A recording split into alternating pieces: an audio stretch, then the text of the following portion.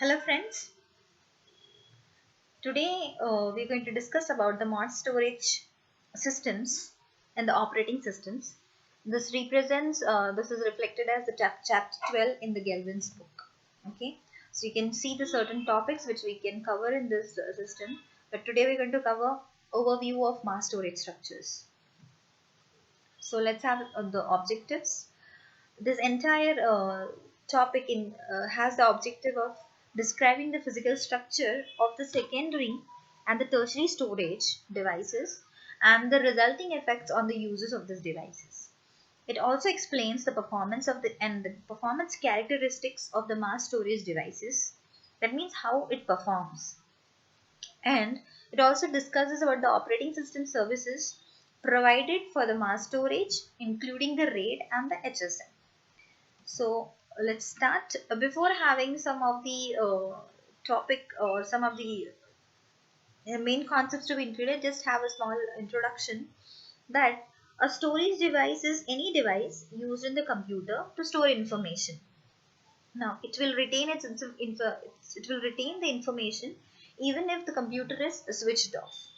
Next, it's like the storage devices used varies, means they differ based on the data type and the rate at which it is created and used. The examples of the mass storage structures are like hard disk, CD-ROM, magnetic tapes, and the removable media, and etc. There are certain characteristics which we need to remember about, or which we need to keep in mind about a mass storage structure. The very first characteristic is when power to the device is shut off, data stored on the medium remains. That means whatever information or data we store in the devices, that is the mass storage structure devices, they will retain whatever information was stored into it even if the power shuts off. This is not with the memory. This is not with the memory. Next point is storage devices are cheaper than the memory. Next, they are capable of storing data. That is a huge amount of data could be stored over here. Next point is rotational speeds have increased over time. This point will be explained to you later in this video. Next, there is the storage devices are used for backup. Now see, they are capable of storing huge amount of data. That is the reason they are used for the storing the backup also, for taking the backup also. Okay. Next we'll move on to the magnetic disks. So before going to magnetic disks, let's have a look on this diagram. Now this diagram represents you an entire hard disk. Okay. Now this entire hard disk, can you see? We'll just go through the components. The very first is the platter. Now there are number of disks over here. This entire hard disk consists of number of disks over here, which are mounted to a spindle which rotates. So this entire disk is the platter.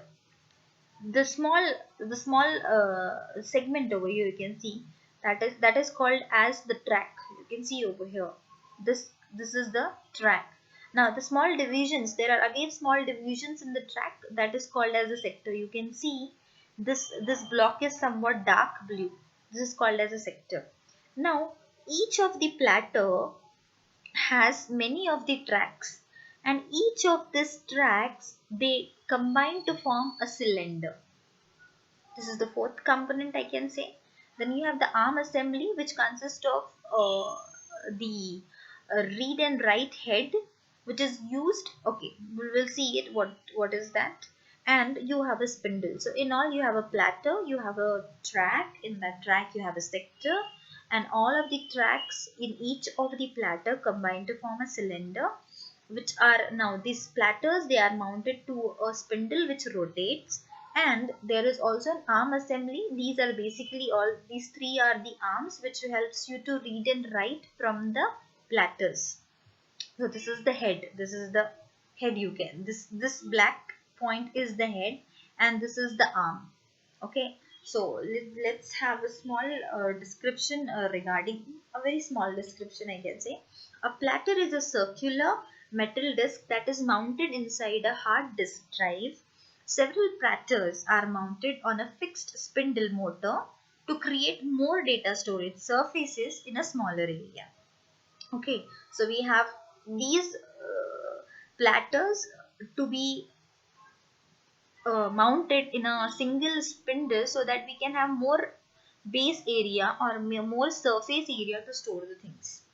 Next I can say is each platter is broken into thousands of tightly packed concentric circles known as tracks, which we can see in the diagram.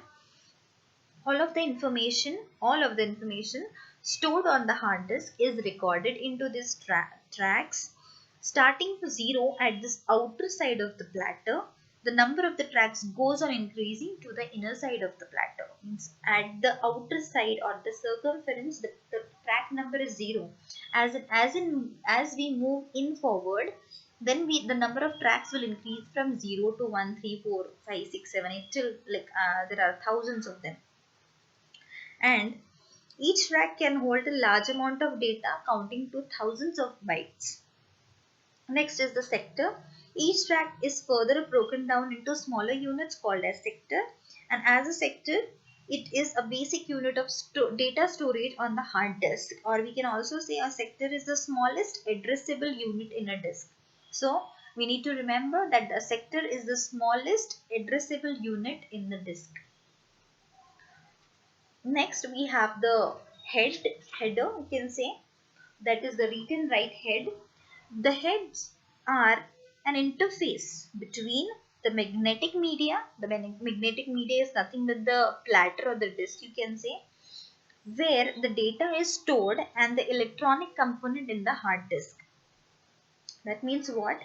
An arm or the read write head is an interface between the magnetic media where the data is stored and the electronic components of the hardware disk or other hard disk, you can say.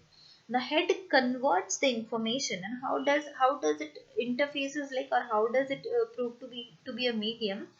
The head converts the information which is in the form of bits to magnetic pulses when it is to be stored on the platter.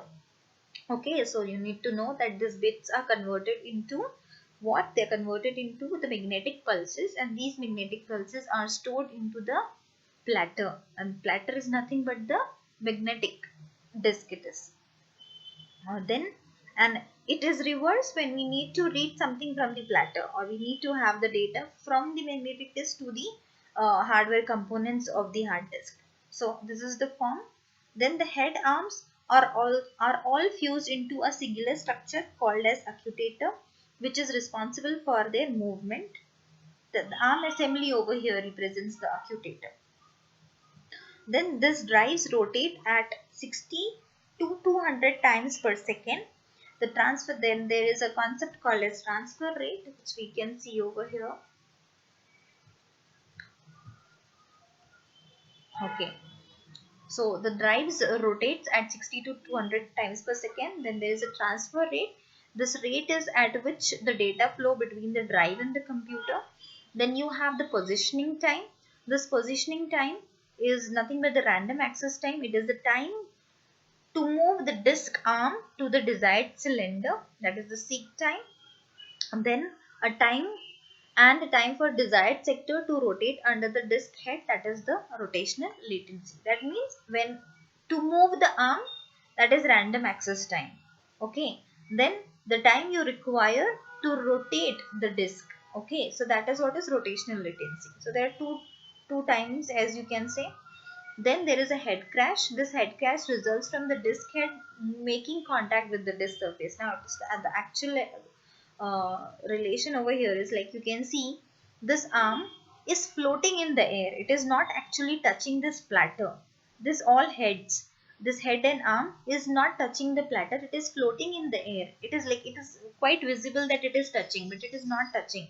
It is in the air. When it has to read something, then at that time it will go for it. So when it touches it, it is called as the crash or the head crash, you can say, and that is bad. Now these disks are removable, as in we can add more disks. The platters could be added more, or they can be removed, and they are attached to the computer via the input output buses. Now this input output buses can include EIDE, ATA, SATA, USB, fiber channel.